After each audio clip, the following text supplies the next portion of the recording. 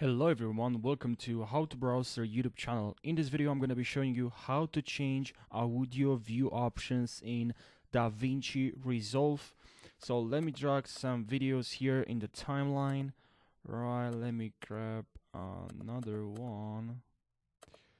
Okay, put it here, and now I have a couple of videos. So I'd like to change the audio view options. So all you need to do is just tap on this icon, and here you have audio view options. From here you can, as you can see, the audio okay, and from here we can change audio view options from here.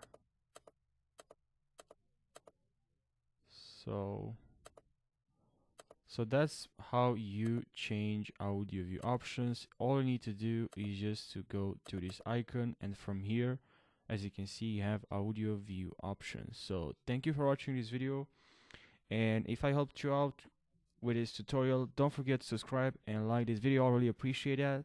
Thank you for watching this video, and I'll see you in the next one. Take care.